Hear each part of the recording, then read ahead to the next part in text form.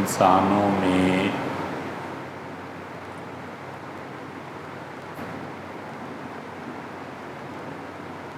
ایک چیز جو پیدا فرمائی ہے وہ تخلیق ہے۔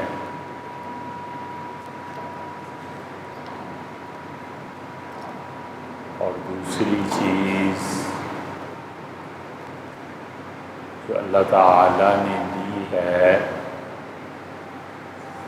وہ تکوین ہے۔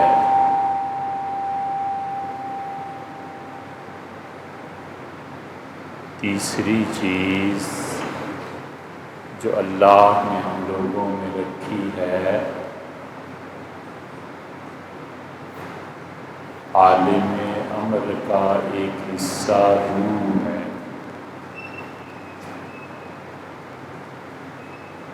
چوتھی چیز انسان کا نفس ہے۔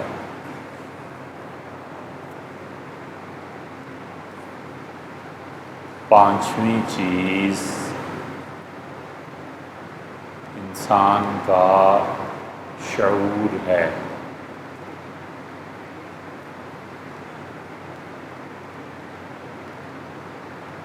اور اللہ یہ چاہتا ہے کہ ہم لوگ اس بات کو جانیں کہ شعور، وجود، روح، نفس، عالم خلق اور عالم امر یہ چیزیں کیا ہیں۔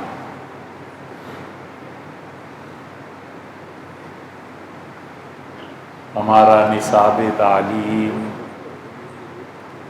چونکہ اس حد تک محدود ہو گیا ہے کہ ہم صرف وہ چیزیں پڑھیں جو پیسہ کمانے کی حد تک محدود ہیں۔ اس لیے 70 سال 60 سال کی زندگی گزار کر بھی یہ احساس پیدا نہیں ہوتا کہ عدم شعور میں اور شعوری زندگی میں کیا فرق ہے۔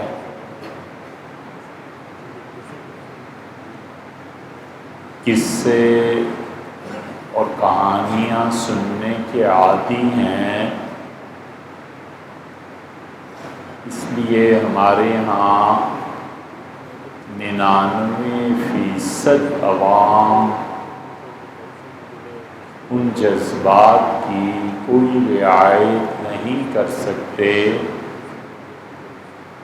جن جذبات کے ساتھ انسانی زندگی قائم ہے اور دنیا اور آخرت دونوں زندگیاں ان کے ساتھ وابستہ ہیں۔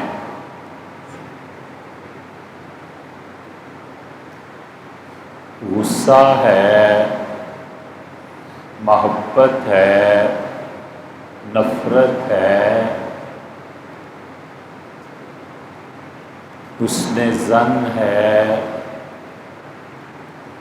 لوگوں کی باتوں کو اچھی چیزوں پر معمول کرنا ہے، عداوت ہے، خوشبو ہے، رنگ ہے، آواز ہے۔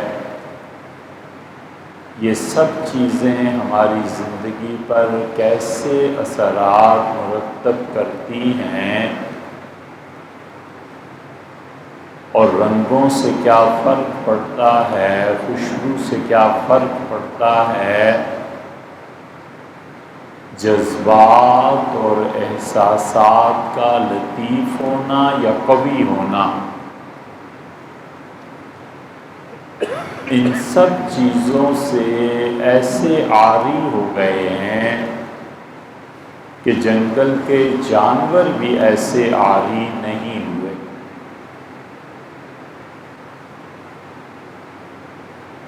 اس لیے اللہ تعالیٰ کے ہاں یہ چیزیں مطلوب ہیں۔ روح اللہ کے قرب اور بعد کو محسوس کرے اور روح پر ایسی حالت طاری ہو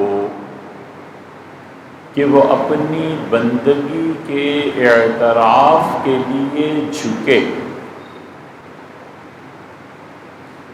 اور نفس خدا کی اتنی شدید نافرمانی پر آمادہ ہو کہ اسے کچلا جائے، یہ اللہ کا بہت بڑا انعام ہے۔ کسی انسان کے نفس میں گناہ کی خواہش ہی پیدا نہ ہو تو یا تو پھر وہ پیدائشی طور پر اللہ کے دوستوں میں سے ہے، یا پھر اس انسان کی تربیت ہوئی ہے، لیکن اسے وہ زمانہ یاد ہے کہ جب اپنے نفس کی خواہشات پر وہ ہتھیار ڈال دیتا تھا، اور یا پھر وہ زندگی سے اتنا بے حس ہے کہ اسے کچھ پتہ نہیں۔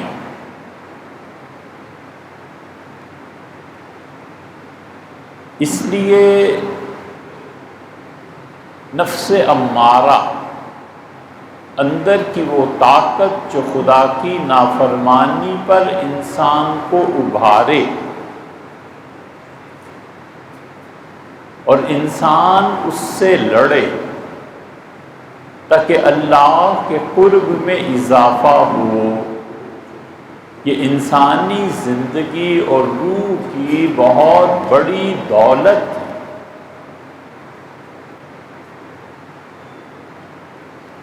اور عمر بھر یہ کشمکش جاری رہے،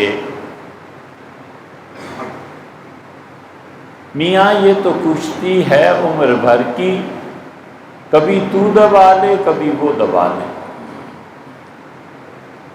ساری زندگی اللہ کی نافرمانی، اس جذبات کا انسان کو مجبور کرنا کہ خدا کی نافرمانی کرو، اور انسان کا کہنا کہ نہیں کرنی۔ یہ اس تیز ہوا کی طرح ہے جو انسان کو اس صحرا میں اڑاتی ہے، جو صحرا اللہ کی جدائی پر مشتمل ہے۔ کبھی بھی جبر اور خوف انسانوں کی اصلاح نہیں کرتا۔ اپنے معاشرے پہ جبر کرنا اور تاریخ کے جبر کو بہانہ بنا کر لوگوں کو مجبور کرنا، اور خوف، مار، لڑائی، جیل، ڈنڈا، طاقت، آج تک دنیا میں کسی نے برداشت نہیں کی۔ ایک نسل نے سہ لیا تو دوسری نسل اٹھ کھڑی ہوئی، دوسری نے سہ لیا تو تیسری اٹھ کھڑی ہوئی۔ جبر سے اور خوف سے لوگوں کی تربیت کرنے والے خود اپنے دماغ میں ان کے خلل ہے، چاہیے کہ کسی ماہر نفسیات سے رجوع کریں۔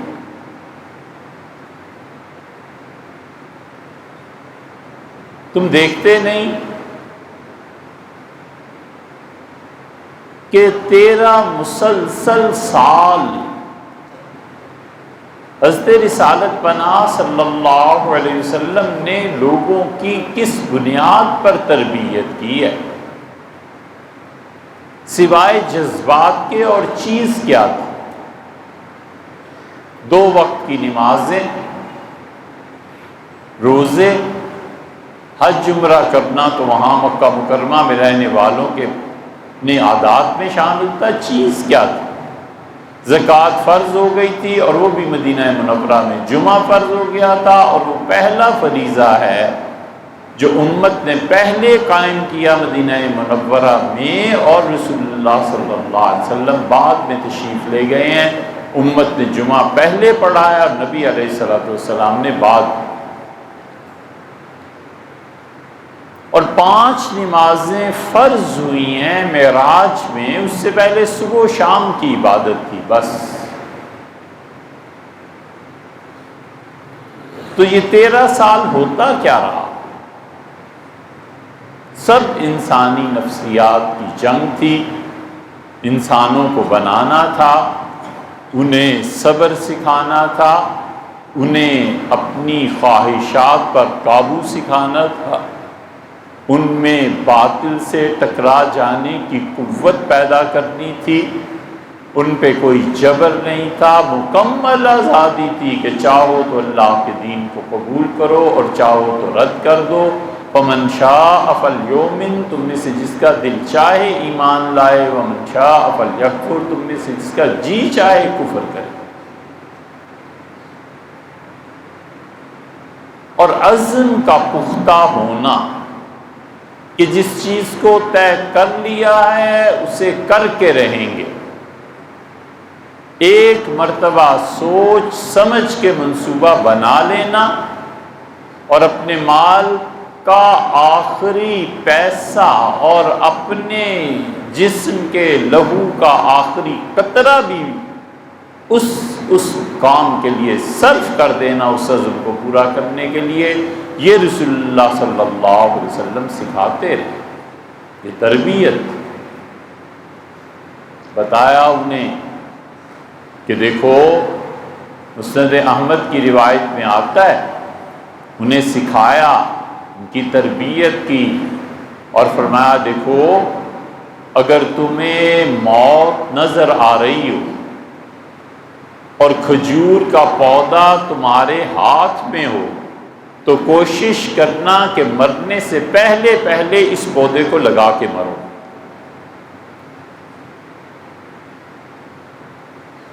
یہ جرأت سکھائی، یہ ہمت سکھائی کہ یا تو تم ارادہ نہ کرتے، کہہ دیتے کہ میری کمزوری ہے میں کام نہیں، لیکن جب تم نے ارادہ کر لیا اور طے کر لیا کہ یہ کام کرنا ہے تو پھر موت کی آنکھوں میں آنکھیں ڈال کر بھی یہ کام کرنا نہیں ہو سکتا۔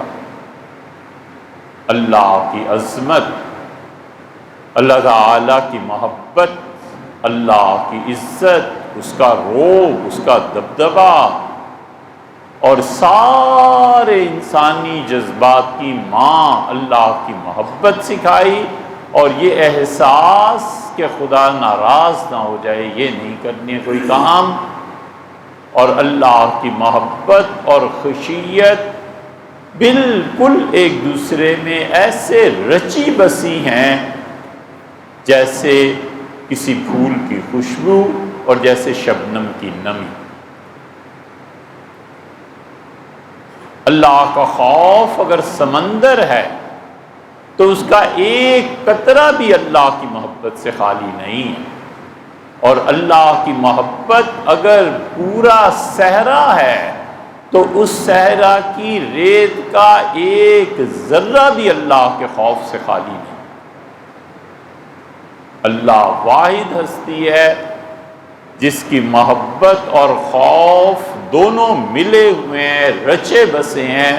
جو اللہ سے محبت کرتا ہے ڈرتا ہے کہ اللہ ناراض نہ ہو جائے، اور جو اللہ سے ڈرتا ہے وہ اس بنیاد پر کہ پوری کائنات میں ایک محبوب ہے اور وہ تو ہے، تیرے لیے ہی خرچ کرنا ہے، تیرے لیے ہی عبادت کرنی ہے، تیرا مقابلہ تو کیا کسی کو تیرے لیے قبول ہی نہیں کرنا۔ ہم ہر اس چیز سے بیزار ہیں، ہر اس عمل سے جو تیری عزت پر حرف آنے دے اور شان آنے دے۔ جو اس کا محبوب ہے وہ اس کا خائف بھی ہے، جو اس کا خائف ہے وہ اس کا محبوب بھی ہے۔ خوف نفرت کو پیدا کرتا ہے، جبر نفرت کو پیدا کرتا ہے، کبھی اس خوف اور جبر کو نہ اپنائے، نہ کہے، نہ کرے۔ اسی لیے حضور اقدس صلی اللہ علیہ وسلم نے ساری زندگی لوگوں میں محبتیں بانٹی اور یہ احساس دلایا کہ میرا اور اللہ کا معاملہ ایک طرح کا ہے۔ ہماری محبت کے ساتھ ہماری ناراضگی سے ڈرنا بھی ہے۔ اگر میں ناراض ہو گیا اور اگر میں نے چھوڑ دیا تمہیں تو یاد رکھو پھر کہیں کے نہیں رہو۔ یہ محبتیں ہی ہیں، یہ ان کے خوف اور ان کی ناراضگی کا معاملہ ہی ہے۔ سیدنا علی رضی اللہ عنہ تشریف لائے عمرے کے موقع پہ، اور چند واقعات جو ان کے ساتھ ہوئے بہت گہری حکمت کی باتیں تھیں، اللہ کی طرف سے پیش آئی۔ ان کے بھائی بند سارے مکہ میں تھے، عقیل تھے، جعفر رضی اللہ عنہ تو خیر وہاں چلے گئے تھے مدینہ منورہ، اور عقیل کے بیٹے تھے حضرت ابو طالب چچا، ان کی اولاد تھی، ام ہانی بہن تھی، سب لوگ وہیں تھے۔ انہوں نے کہا علی یہ کیا ایک شادی، ہم تمہاری شادی ضرور کرائیں گے۔ سیدنا علی رضی اللہ عنہ نے اجازت دی اور انہوں نے رشتہ ڈھونڈا، اور ابو جہل کی بیٹی سے نکاح طے ہوا۔ حضرت سیدہ فاطمہ رضی اللہ عنہا کو پتہ چلا اور انہوں نے اپنے والد سے آ کے کہا کہ علی رضی اللہ عنہ مجھ پہ سوکن ڈال رہے ہیں اور وہ ابو جہل کی بیٹی ہے، اور میں اس کی وجہ سے پریشان ہوں۔ رسول اللہ صلی اللہ علیہ وسلم تشریف لائے، حرم میں خطبہ دیا مکہ میں، اور فرمایا لوگو اللہ نے جو چیز حلال کر دی ہے، یعنی علی کے لیے 4 شادیاں، میں اسے حرام نہیں کر سکتا، اور اگر کوئی چیز حرام ہے تو میں محمد صلی اللہ علیہ وسلم اسے حلال اور جائز نہیں قرار دیتا۔ لیکن واللہ اللہ کی قسم، بنت رسول اللہ، اللہ کے رسول کی بیٹی اور خدا کے دشمن کی بیٹی، یہ دونوں ایک گھر میں جمع نہیں ہو سکتی، لا تجمع، کبھی بھی جمع نہیں ہوں گی۔ اگر علی کو شوق ہے اس سے شادی کرنے کا تو میری بیٹی کو طلاق دے دیں، اور علی کو پتہ نہیں ہے یریبوہا ما رابانی، جو چیز اس سے ستاتی ہے میری بیٹی کو مجھے بھی ستاتی ہے، اور جو چیز اس سے تنگ کرتی ہے اس سے میں بھی تنگ ہوتا ہوں۔ علی کرنا چاہتے ہیں اس شوق سے شادی کر لیں، میری بیٹی کو چھوڑ دیں، واپس گھر بھیج۔ یہ محبتیں ہیں۔ سیدنا علی رضی اللہ عنہ نے پورے مکہ کے اسرار اور رشتے کو ایک طرف رکھا اور معافی مانگی آ کے، کہ اللہ کے رسول معاف کریں، مجھے نہیں پتا تھا کہ معاملہ ایسا ہے۔ رسول اللہ صلی اللہ علیہ وسلم نے اللہ کا خوف بھی ایسا ہی سکھایا کہ محبت پر زد پڑے۔ اللہ کا خوف اردو زبان کا دامن تنگ ہے، اس کے لیے خشیت کے لیے کوئی لفظ نہیں ہے اردو میں، کیا کریں؟ اس کا مطلب یہ نہیں ہے کہ خدا کا خوف ایسے مسلط ہے کہ جہنم میں جاؤ گے اور مار پڑ اور یہ اور یہ اور یہ۔ دنیا میں کبھی بھی خوف سے اصلاح نہ ہوئی، اور دنیا میں کبھی بھی جبر کے نظام نہیں چلے۔ انہیں ٹوٹنا چاہیے، اور جو جبر کرتے ہیں ان کے ہاتھ بھی ٹوٹنے چاہیے۔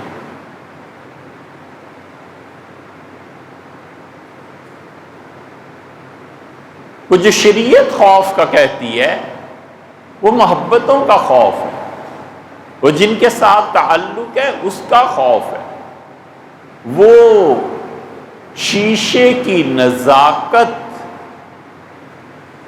اور ہلکی حرارت کی ایک آنچ ہے کہ کہیں یہ آنچ مدھم نہ پڑ جائے اور شیشے میں بال نہ آ جائے۔ بس جب کسی شخص میں اللہ کا ادب، اس کی احسان مندی، سر سے پاؤں تک اس کے احسانات میں ڈوبا ہوا ہونا، یہ غالب آ جاتا ہے روح پہ اور انسانی نفس اس کو تسلیم کر لیتا ہے، تو جو کیفیت اس احسان مندی کے اعتراف سے پیدا ہوتی ہے اس کا نام ہے تقویٰ۔ بس یہ روزے میں دوسری چیز مطلوب ہے، اور اللہ کہتا ہے کہ ہم نے ایک مہینہ اس لیے روزے رکھے لعلکم تتقون، تاکہ تم متقی بنو، پرہیزگار بنو، تقویٰ اختیار کرو۔ اور دیکھو ہر وہ چیز جو ہمیں خفا کر سکتی ہے اس سے دور رہو، اور ہمارے احسانات پر غور کرو کہ ہم نے کتنے احسانات تم پر کیے ہیں اور اپنی محبتوں کو تم پہ نچھاور کیا ہے۔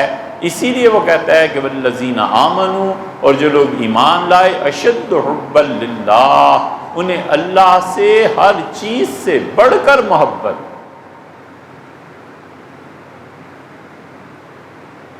محبتیں خود اپنا اظہار کرتی ہیں۔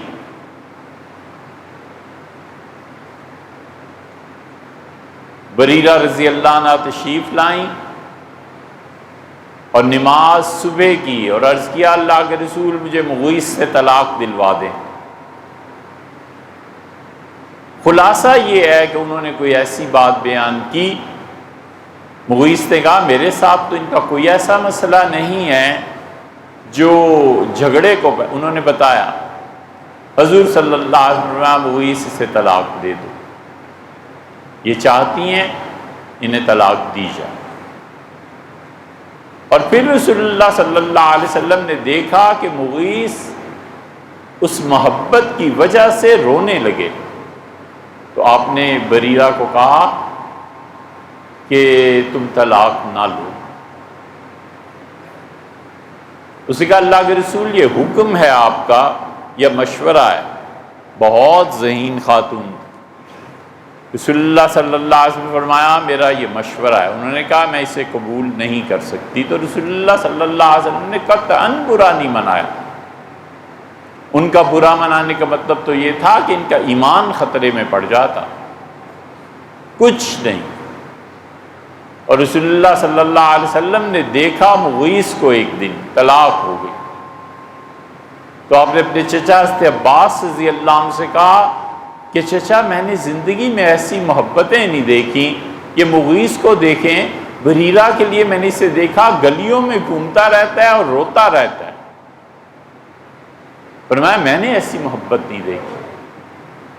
اللہ کے ساتھ انسان کی ایسی محبت کہ اس کا اظہار اس کی روح سے ہونے لگے، یہ تقویٰ ہے۔ بس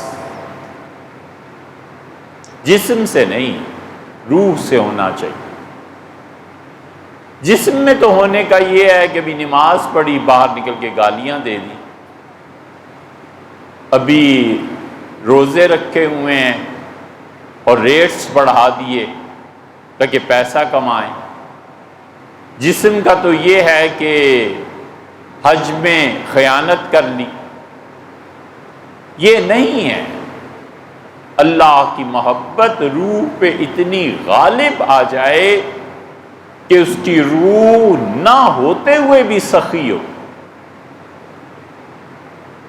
اس کی روح پوری معذوریوں کے باوجود بندگی میں رنگی ہوئی ہو۔ وہ روزہ نہیں رکھ سکتا، معذوری کی وجہ سے شریعت اجازت دیتی ہے، لیکن وہ کہتا ہے میرے رب تو جانتا ہے معذوری ہو گئی، ساری زندگی بھی تو کہے تو روزہ رکھوں تو اتنا اچھا ہے۔ وہ کہتا ہے کچھ دینے کو خرچ کرنے کو نہیں ہے، لیکن تو جانتا ہے کہ میرے دل میں خرچ کرنے کا جذبہ ایسا ہے کہ تیرے لیے پوری دنیا سمٹ کے ایک لقمہ بن جائے تو میں وہ لقمہ اپنے بھوکے بھائی کے منہ میں رکھ دوں تیرے لیے، کہ تو مجھ سے راضی رہے، تو مجھ سے خوش ہو، یاری دوستی رہے۔ روح پہ اللہ کی محبت غالب کیا، روح کو اس میں سمو جانا چاہیے۔ بس یہ ہے، جب یہ حاصل ہو جائے تو پھر آدمی متقی بن جاتا ہے۔ ایک چیز جو پچھلے جمعے میں آپ سے عرض کی تھی رمضان ہی کے متعلق، اور ایک یہ تقوی، یہ دونوں چیزیں جب مل جاتی ہیں تو اخلاص کو جنم دیتی ہیں۔ کہ تقوی اتنی بڑی چیز ہے کہ حضور اقدس صلی اللہ علیہ وسلم نے فرمایا 1 روپیہ اور رات آج 1,00,000 روپیہ دونوں برابر ہو گئے۔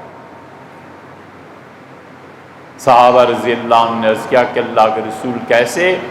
تو آپ نے فرمایا میں نے دیکھا 2 آدمیوں کی خیرات اللہ کے حضور میں گئی، اور اللہ نے کہا 1,00,000 والے کو بھی دے دو اور 1 روپے والے کو بھی۔ تو فرشتوں نے کہا رب اس نے تو 1,00,000 خرچ کیے۔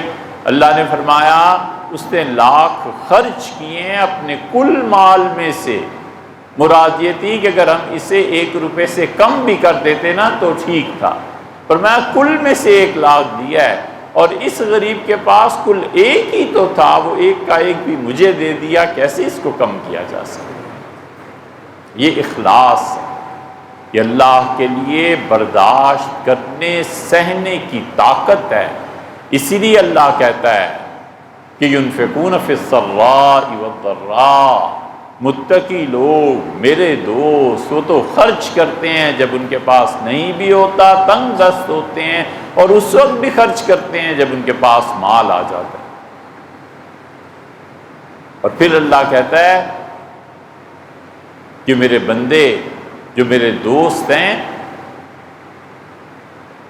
وہ خرچ بھی کرتے ہیں، اور دوسری صفت ان کی بیان کی اور کہا کہ والقاظمین الغیظ، اور شدید غصے پر لگام ڈال دیتے ہیں، اور تیسری چیز کہی کہ والعافین عن الناس، اور درگزر کرتے رہتے ہیں لوگوں سے، توہین میں، گالیوں میں، لوگوں کی مخالفتوں میں، اعتراضات پہ معاف کرتے رہتے ہیں لوگوں کو۔ اور یہ لوگوں کو معاف کر دینا، کسی کی بات کا برا نہ منانا، اور کسی سے لڑائی جھگڑا کیے بغیر خاموشی اختیار کر لینا، یہ اتنی بڑی نیکی ہے، اتنی بڑی نیکی ہے کہ اللہ نے فرمایا فمن عفا، اور جس نے معاف کر دیا اپنے دشمنوں کو، اپنے مخالفین کو، وَأَصْلَحَ، اور ایک ہاتھ اور آگے بڑھ کر انہیں اپنا بھائی بنا لیا، صلح کر لی، فقد وقع اجرہ علی اللہ، لوگوں اس کا اجر تو میرے ذمہ ہے، بس چھوڑ دو مجھے اور اسے۔ آدمی کو جہاں محبت ہوتی ہے کہتا ہے اس کام کو تو آپ بھول جائیں نا، یہ تو ہو گیا، آگے چلیں۔ اجرہ علی اللہ، اللہ نے فرمایا میرے ذمہ رہا، ہم اسے خوش کریں گے، ہم اسے اپنے انعامات سے مالا مال کر دیں گے، ہم اسے اپنی قرب کی راہ دکھائیں گے۔ اس لیے کبھی بھی اپنی ذات کے لیے انتقام نہ لے اور اللہ کے لیے سزا دینے میں پیچھے نہ ہٹے، بس